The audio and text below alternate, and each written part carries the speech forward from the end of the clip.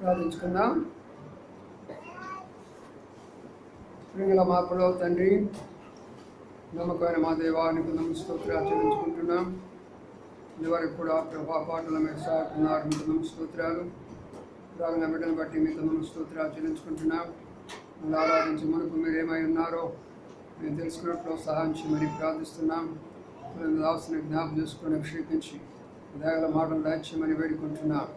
ఎవరైతే వస్తున్నారో అంతా త్వరపడి ప్రభావ మీసంటే భయపడి వచ్చే వారికి సహాయం చేయమని వేడుకుంటూ విధాల హస్తాలకు అప్పచెప్పుకుంటూ వందనాలు చెల్లించుకుంటూ ఇచ్చిన అవకాశం స్తుతిస్తూ యేసయ్య పరిశుద్ధ నామమున అంధకార శక్తులు బంధిస్తూ ప్రార్థించి వేడుకుంటున్నాము తండ్రి, ఆమేన్.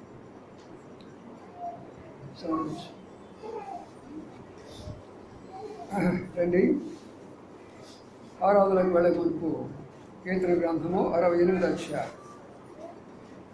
కీర్తన గ్రంథము 68వ అధ్యాయం 9వ వచనాన్ని అందరం కలిసి చదువుకుందాం. కీర్తనలు 68 9వ వచనాన్ని అందరం కలిసి చదువుకుందాం. దేవా, నీ స్వాస్థ్యం మీద నీ వర్షము సమృద్ధిగా కురిపించినవి, అది అలసి ఉండగా నీవు దానిని బలపరిచినవి. 10 కూడా చదువుకుందాం. నీ సమూహంలో దాన్ని నివసించును, దేవాన్ని అనుగ్రహం చేత దీనులకు సదుపాయం చేసేది. తిరిగి అదే కీర్తన 147 అధ్యాయం. కీర్తనలు 147లో మరి మాట చదువుకుందాం. కీర్తనల్లో 147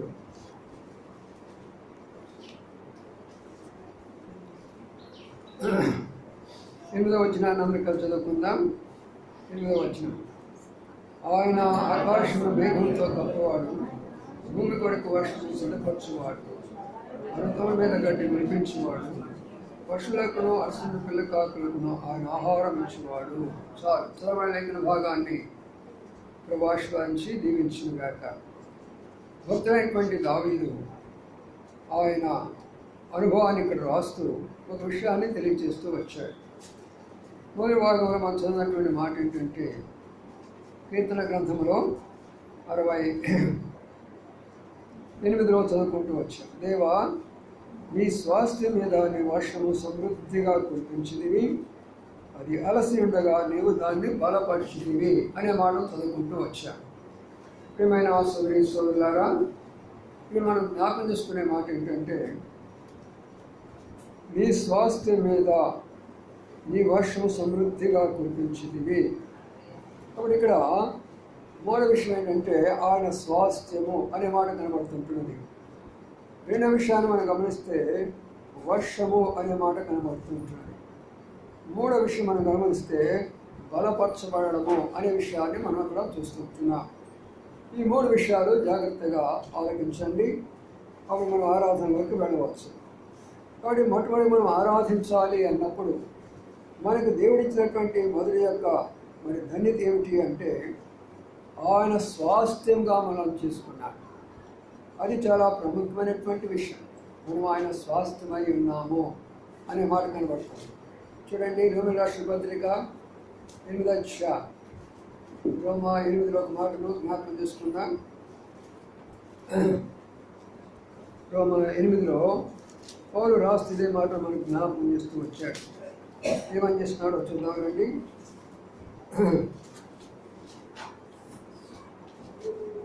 16వ వచనంలో మనము దేవుని పిల్లలము, ఆత్మతో సాక్షి ఇస్తున్నాడు. మనం పిల్లలైతే వారసులు, అనగా దేవునికి వారసులని. క్రీస్తుతో కూడా మహిమ పొందుకోవాలని శ్రమపడిందా, క్రీస్తుతో కూడా వారసులమి. వారసులం అంటే స్వాస్థ్యము అని అన్నమాట. కానీ మనం ఎవరము అంటే ఆయన స్వాస్థ్యముగా చేయబడ్డాం అనే ఎఫెసీ పత్రికలో కూడా అవే మాటలు రాయబడుతూ వస్తాయి. మీరు ఆయనకి స్వాస్థ్యముగా చేయబడినారు అంటారు. స్వాస్థ్యము అంటే ఏంటంటే, ఇప్పుడు మనం ఉన్నాం అనుకోండి, ఒక స్థలానికి వెళ్ళి స్థలాన్ని కొనుక్కున్నాం అనుకోండి, అది మన స్వాస్థ్యం అయిపోతుంది. కాబట్టి అది దానికి ఇంకా ఎవరు మాట్లాడండి లేదు, దాన్ని నేను కొన్నాను, అది నా యొక్క స్వాస్థ్యము. అలాగే బిడ్డలు ఉన్నారనుకోండి, తల్లిదండ్రులకు స్వాస్థ్యముగా ఉంటారు. అదే స్వాస్థ్యము అంటే అర్థము. స్వాస్థ్యము అంటే దాని కొరకై క్రయము చెల్లించి ఆయన తీసుకున్నాడు. కాబట్టి ఆయన ఇంతమంది లోకములో ఉంటుండగా కొందరిని ఏర్పాటు చేసుకొని ఆ కొందరిని మిమ్మల్ని ఆయన స్వాస్థ్యముగా చేసుకున్నాడు అంటే మరి ఎంత ధన్యత అది. ప్రభా, లోకములో ఎంతోమంది ఉన్నారు ఈ లోకంలో, అయితే వాళ్ళందరూ కూడా నీ స్వాస్థ్యం కాదు. అనేకులు రకరకాలైనటువంటి దేవుళ్ళు, దేవతలకు రకరకాలైనటువంటి వాళ్ళ స్వాస్థ్యంగా ఉన్నారు. రకరకాలైన వాటికి వాళ్ళ స్వాస్థ్యంగా ఉన్నప్పుడు మరి నేనైతే నీకు స్వాస్థ్యముగా నీవు చేసుకున్నావు, నన్ను నీవు కన్నావు, లేక నన్ను నీ వారసునిగా చేసుకున్నావు, నీ స్వాస్థ్యములను భాగంగా చేసుకున్నావు.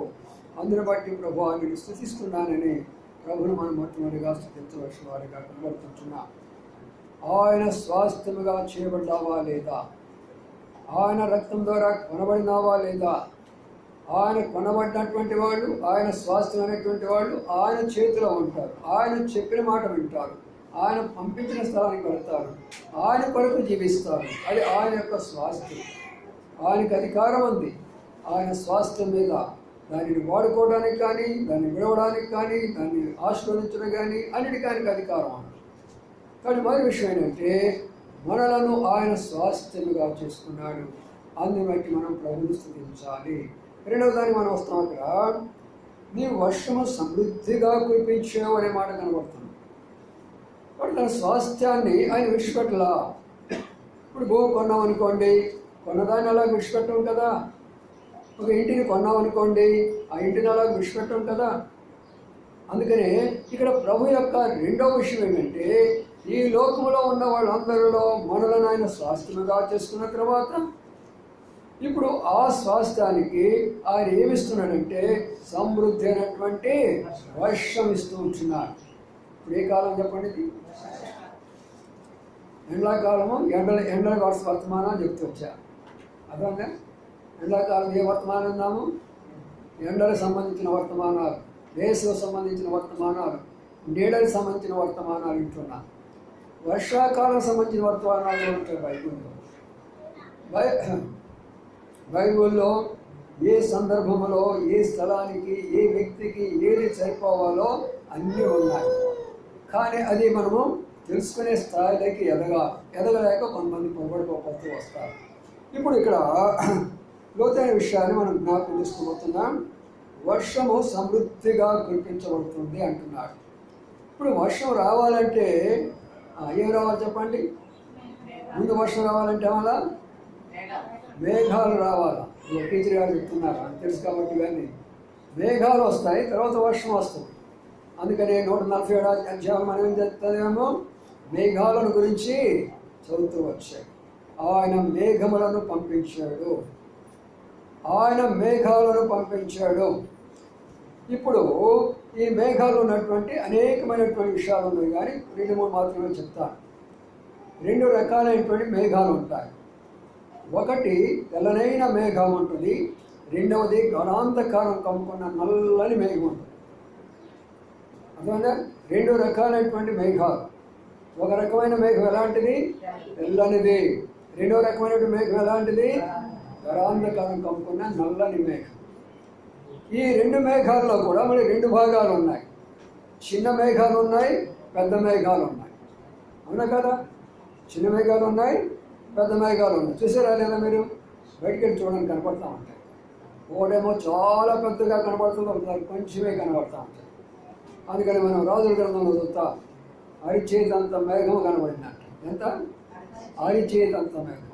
కాబట్టి పిల్లగా మేఘము, తెల్లని మేఘము, నల్లని మేఘము, చిన్న మేఘము, పెద్ద మేఘము.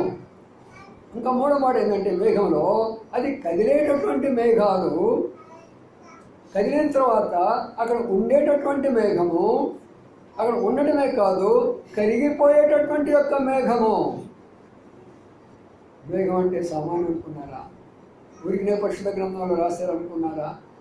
ఏమనేది సోషల్ టెక్స్ట్ అనుకున్నారా? టీచర్ గారు అదిగో సూర్యుడు ఎక్కడ ఉన్నాడు, చంద్రుడు ఎక్కడ ఉన్నాడు, మేఘం ఎక్కడ ఉన్నాడని అంటే అది అయిపోతుంది, వాళ్ళ టెక్స్ట్ బుక్ వారికే.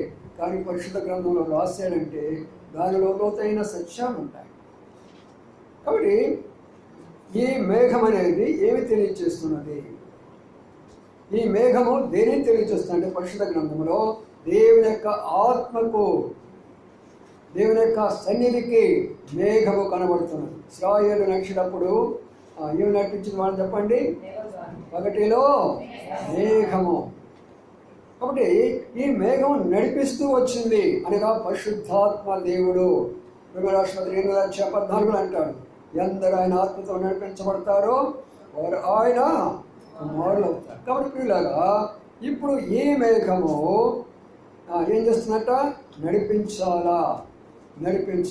అందుకని ఇప్పుడు ఈ ఉన్నటువంటి విషయాల్లో తెల్లనైనటువంటి మేఘము ఏం తెలియజేస్తుంది అంటే ప్రభు యొక్క ప్రేమ, ప్రభు యొక్క దయ, ప్రభు యొక్క పరిశుద్ధత, పరిశుద్ధ ప్రభు యొక్క గొప్పతనము, ప్రభు యొక్క మహిమ ఆ మేఘము తెలియజేస్తున్నది.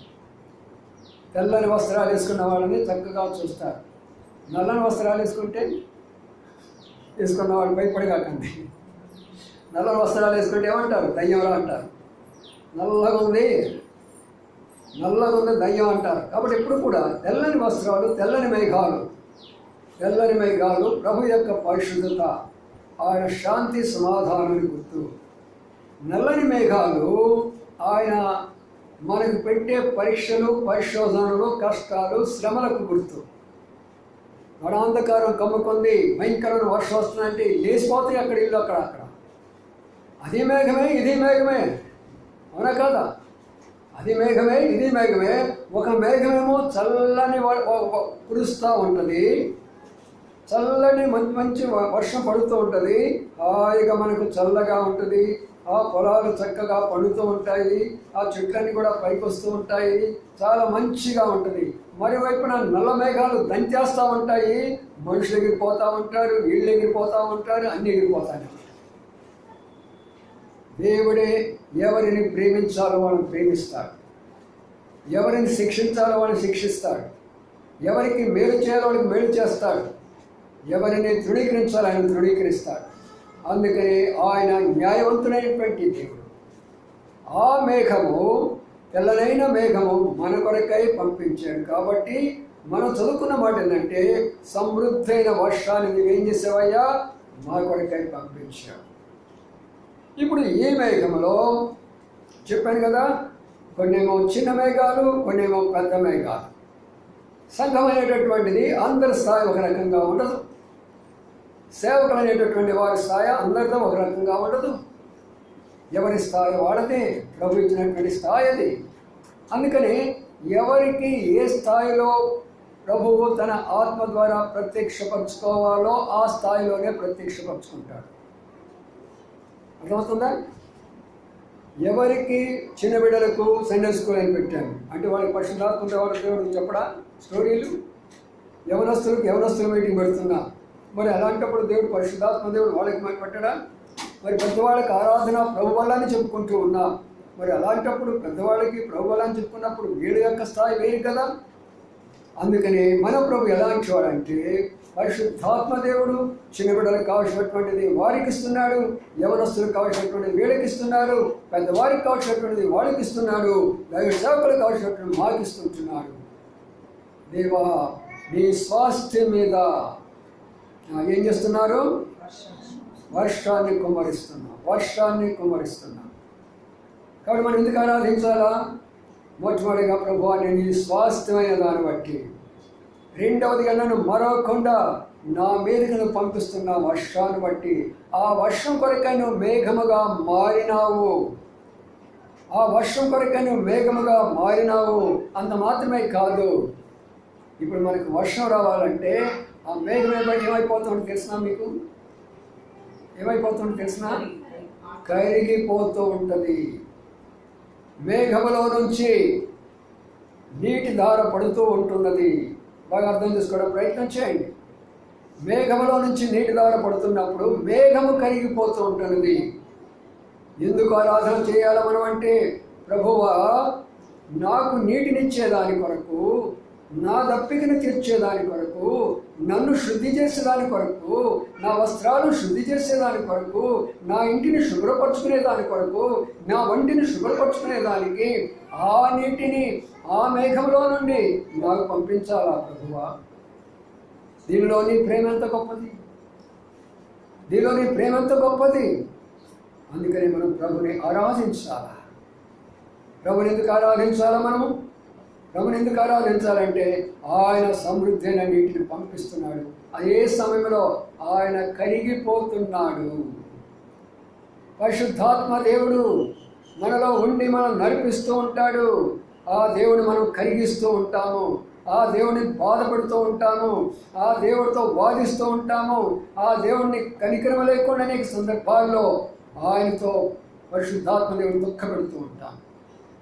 ఆయన కరిగిపోతూనే ఉంటాడు, కానీ మనలను విడిచిపెట్టాడు. ఆయన కరిగిపోతున్నాడు మేఘం వల్లే. ఇప్పుడు భూమి మీదకి వస్తుంటున్నాడు. ఏ రూపంలో వస్తున్నాడు చెప్పండి? ఏ రూపంలో వస్తున్నామా? వర్ష రూపంలో వస్తున్నాడు, అనగా నీటి రూపంలో వస్తున్నారు. నీరు దేవుని యొక్క వాక్యానికి సాదృశ్యం. నీరు దేనికి సాదృశ్యం చెప్పండి? దేవుని యొక్క వాక్యానికి. కాబట్టి ఇప్పుడు ఎవరి మీద ఈ వర్షం పడుతుందో వారికి ఇప్పుడు రెండు విషయాలు జరుగుతున్నాయి. ఒకటేమో శరీరము శుద్ధి అయిపోతున్నది, రెండేమో దప్పిక తీర్చబడుతున్నది, ఆకలి తీర్చబడుతున్నది. అర్థమైపోయిందా చెప్పిన మాటను? అర్థం చేసుకున్నారా? వర్షము కిందకు వచ్చినప్పుడు నీరు మారినప్పుడు నీరు ఏమైపోతుంది? వాక్యముగా మారిపోతుంది. వాక్యము మారిపోయినప్పుడు ఆ వాక్యం ఏం జరుగుతుందనంటే మన మీద, మనలోకి, మన హృదయంలోకి, మన మనస్సులోకి వచ్చినప్పుడు ఏం జరుగుతుంది చెప్పండి? ఇప్పుడే చెప్పాను, రెండు కార్యాలు జరుగుతాయి. శుద్ధి చేయబడుతున్నది, మన దప్పిక, మన ఆకలిని తీరుస్తున్నది. భక్తుడు ఊరికే రాయిలా, దేవా నీ స్వాస్థ్యం మీద సమృద్ధిగా నీ వర్షాన్ని కుమరిస్తున్నావయ్యా. ఇది రాసిన మాట, దానిలో ఉన్న రహస్యం ఏంటి? అందుకని ప్రియమైన సోదరులారా, ఇప్పుడు ఆయన కరిగిపోయి ఆ యొక్క వాక్యం మనకిస్తున్నాడు. ఈ వాక్యం ద్వారానే మనం పరిశుద్ధపరచబడతాము, ఈ వాక్యం ద్వారానే మనం బలపరచబడతాము, ఈ వాక్యం ద్వారానే మనం ఆదరించబడతాము, ఈ వాక్యం ద్వారానే మనం పోషించబడతాము, ఈ వాక్యం ద్వారానే మనం నడిపించబడతాము. ఒకసారి బాగా ఆలోచన చేసుకుందాం. ప్రభువా నా కొరకై సమృద్ధి అయినటువంటి వాక్యం ఇచ్చినావా? సమృద్ధి అయిన వాక్యము నా బిడ్డల కొరకై, నా యవనస్తుల కొరకై, సహోదరుల కొరకై, మా సంఘం కొరకై, నా కొరకై సమృద్ధి అయినటువంటి వాక్యము. ఆరాధన కాదా? ప్రభు యొక్క బల్ల వర్తమానం కాదా? బైబిల్ పఠనం కాదా? ప్రార్థన కొరకై వాక్యం కాదా? దేనికి ప్రభు మనం తక్కువ ఇస్తున్నాడు? మనం పరిశుద్ధపరచుకోవడానికే కదా, మన హృదయాలు శుద్ధిగా ఉంచుకోవడానికే కదా, మనసులను శుద్ధిపరచుకోవడానికే కదా. శరీరం ఎలాగా శుద్ధి అయిపోతున్నదో నీటి ద్వారా, వాక్యం ద్వారా మనం శుద్ధిపరచబడాలా. అందుకనే మనం చేయవలసినటువంటి ఆరాధన, ప్రభువా నన్ను నీ స్వాస్థ్యముగా చేసుకోవడమే కాకుండా, నా కొరకై నువ్వు మేఘముగా మారడమే కాకుండా, ఆ మేఘాన్ని నువ్వు కదిలిస్తూ అందులో ఉన్న వర్షాన్ని నాకు పంపిస్తూ నన్ను ఎంతగా తడిపేవా ప్రభువా. నేను ఇంతగా తడిపేవా. రండి కీర్తన గ్రంథంలో మనం చదువుకున్న మాట కడదాము. 68వ అధ్యాయం కీర్తన గ్రంథము 68వ అధ్యాయం 9వ వచనంలో అంటున్నాడు,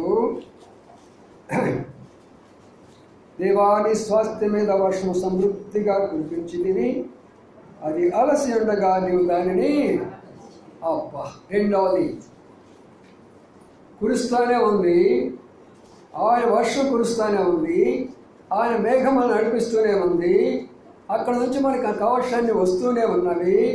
కానీ ఏం జరుగుతున్నది తెలిసిన, అది అలసిపోతున్నది, సొలసిపోతున్నది. ఎంత వాక్యం వింటున్నప్పటికీ మనము, ఎన్ని మీటింగ్లకు వస్తున్నప్పటికీ మనము ఏదో దానిలో కృంగిపోతున్నాం, ఏదో దానిలో నిరాశలోకి వస్తున్నాం, దేన్నో బట్టి మనము దూరం అయిపోతుంటున్నాం, కృంగిపోతున్నాం, బలహీనైపోతున్నాం, మానసికంగా, శారీరకంగా, ఆత్మీయంగా కూడా ఎన్నో సందర్భాల్లో చూసారా పిల్లరా. అయితే ఆ వాక్యం ఏం చేస్తుందంట, ఆ వాక్యం ఏం చేస్తుందంటే మనలను బలపరుస్తున్నది. అందుకే రావాల వాక్యానికి. వాక్యం అయిపోయిన తర్వాత కాదు, ఎప్పుడైతే వచ్చి వాక్యం వింటావో నిన్ను శుద్ధి చేస్తుంది ఆ వాక్యము. ఎప్పుడైతే వాక్యం వింటావో నిన్ను బలపరుస్తుంది ఆ వాక్యము. ఎప్పుడైతే వాక్యం వింటావో ఆ వాక్యం నేను సిద్ధపరుస్తుంది వాక్యము. అది సమృద్ధిగా కురుస్తున్నటువంటి ఇది. మరి నా ప్రియమైన సోదరి సోదరులారా, అందుకనే భక్తులు అంటున్నాడు, దేవా నీ స్వాస్థ్యం మీద పడుతుంది. లోకంలో ఉన్నవాడు స్వాస్థ్యం కాదు, వాడికి లేని ధన్యత.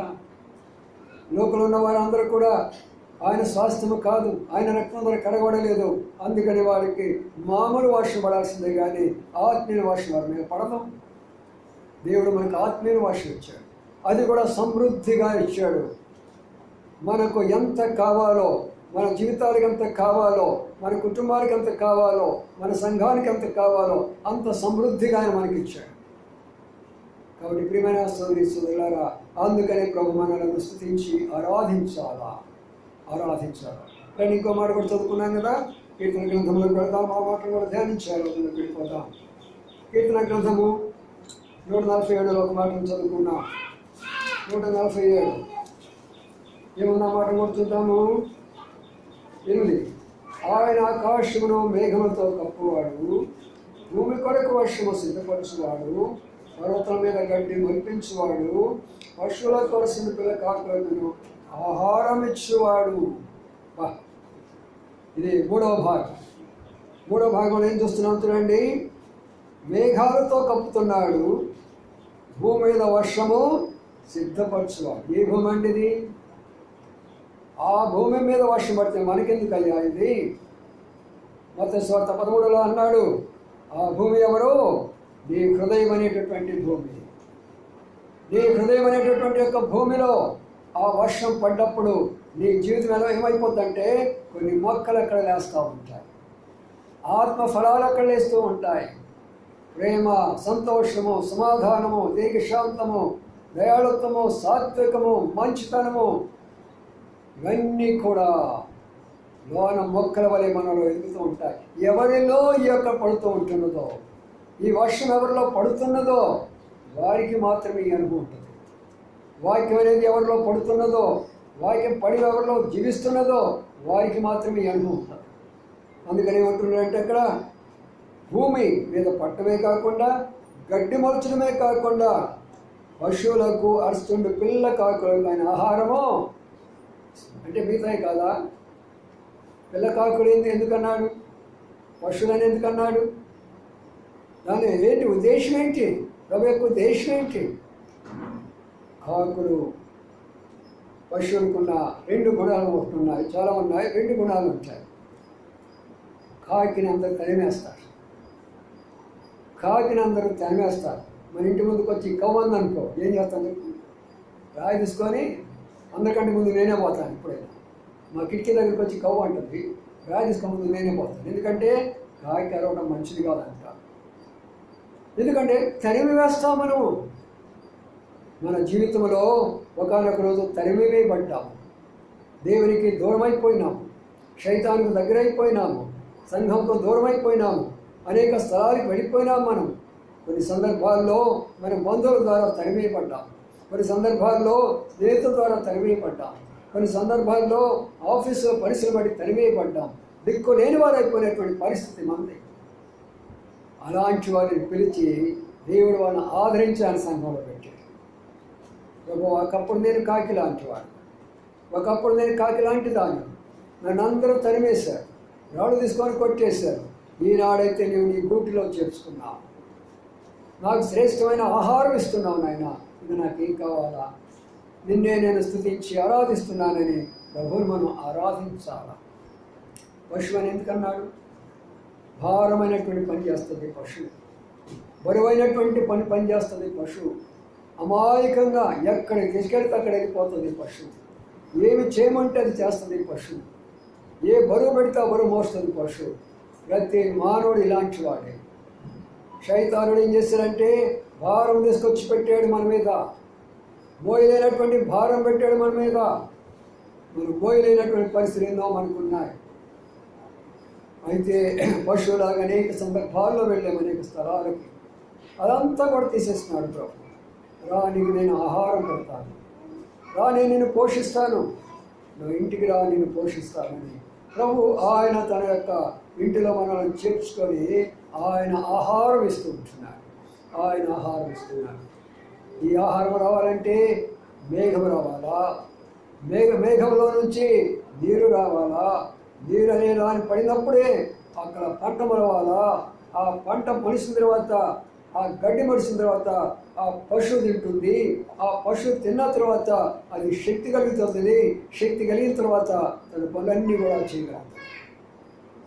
అందుకని ఉదయకాల సమయంలో మనం అందరం కూడా ఒకప్పుడు యేసుప్రభువు వారు యెరూషలేముకి వెళ్ళేటప్పుడు ఏమెక్కాడంట? ఏదో లేటెస్ట్ పెద్ద పెద్ద కార్లు వచ్చినాయి కదా, కారు పిలవచ్చు కదా, ఆయన ఫోన్ చేసి ఒక కారు రమ్మని పిలవచ్చు కదా, పిలిచాడా? పిలవలేదుగా.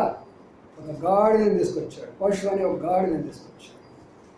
ప్రియమైన సోదరులారా, మనల్ని మన ప్రభు పశువులాగా తప్పిపోయిన వాళ్ళని, పశువులాగా బరువులు మోసినటువంటి వాళ్ళని, ఆ యొక్క పక్షిలాగా తరమవేయబడినటువంటి వారిని ఆయన ప్రేమించి ఆయన దగ్గరికి తీసుకొని ఆయన వర్షాన్ని సమృద్ధిగా నింపి ఇప్పుడు ఏం చేస్తున్నాడు? ఆయన ఆ సమృద్ధిగా కురిపించి మన దాహం తీరుస్తున్నాడు, మనలను బలపరుస్తున్నాడు. అలసిపోయినటువంటి మనలను ఇంకా కొంచెం తేజస్సుగా చేసుకుంటున్నాడు. అక్కడ మాట చదువుకుందాం, ఆరాధన చేసుకో ముందు అక్కడ ఉన్న మాటను చదువుకుందాం. అందరూ కలిసి చదువుకుందాం. ఇప్పుడు ఈ మాటను ఏముందో చూద్దామండి. 12వ వచనాన్ని అందరూ కలిసి చదువుకుందాం. 12వ వచనము, యెరూషలేమా యెహోవాను కొనియాడుము, సీయోను నీ దేవుని కొనియాడుము. ఇక్కడ 2 మాటలు ఉన్నాయి. ఆ 2 మాటల్లో రెండు అర్థాలు ఉన్నాయి. యెరూషలేము అనగా సార్వత్రిక సంఘానికి గుర్తు, సీయోను అనగా లోకల సంఘానికి గుర్తు.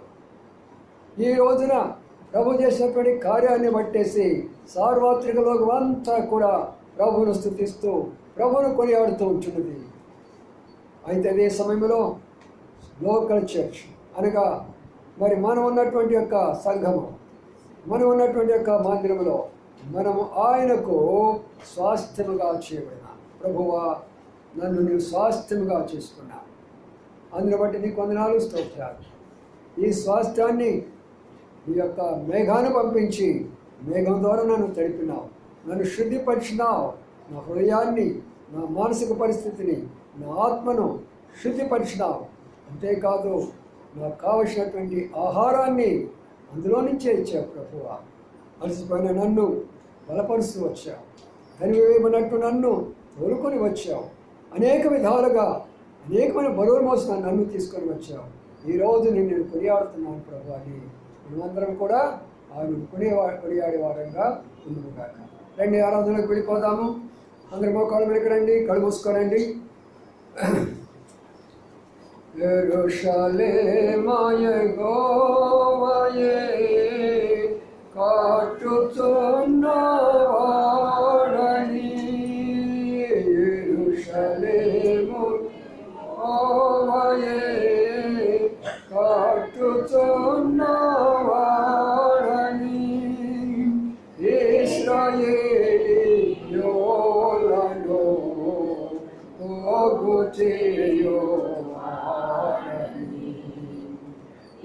ఇశ్రాయేలీయులను పోగు చేయువాడని దేవునికి స్తోత్రము గానము చేయుటయే మంచిది మనమందరము స్తుతి గానము చేయుటయే మంచిది. దయచేసి ఆరాధనకు వెళ్దాము. మొట్టమొదటిగా ఎవరైతే దేవుని యొక్క పాటలు విన్నారో, మొట్టమొదటిగా వచ్చి ఎవరైతే పాటలు విన్నారో వారందరూ ఆరాధించండి. రెండవదిగా ఎవరొచ్చి వర్తమానం విన్నారో వారు నెక్స్ట్లో మీరు ఆరాధించండి. ఆ తర్వాత ఎవరైతే ఆలస్యంగా వచ్చారో మూడో భాగంలో మీరు ఆరాధించండి. ప్రారంభించండి. సహోదరులైనా సహోదరులైనా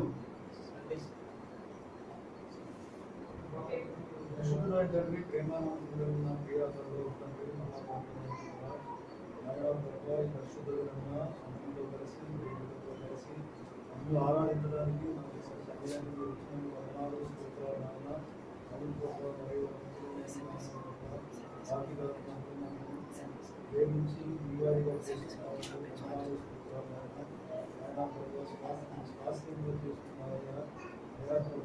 ఆకాశం నన్ను శుద్ధి చేసిన విధానాన్ని మరి వాక్యాన్ని స్వభావాన్ని నాలో తీసివేసి నన్ను నీ గుడికి చేస్తున్న విధానాన్ని బట్టి నీ అమరాలు ఆయన స్వభావం మరి అనుకూలం నన్ను నీవాడిగా చేస్తున్న విధానాన్ని బట్టి నీ అమరాలు వారమంతట్లో నాయన ప్రభావ చేసిన నీళ్ళకి ఆరాధన దయచేసి సండే స్కూల్ పిల్లలు తెలుగు వెళ్ళిపోండి. సండే స్కూల్ టీచర్ వచ్చి ఆరాధన చేసి మీ కొరకు సండే స్కూల్ తీసుకుంటారు. సండే స్కూల్ కూడా గంట అయిన వెంటనే తీసుకున్నాడు పిల్లలకు ఆరాధించండి.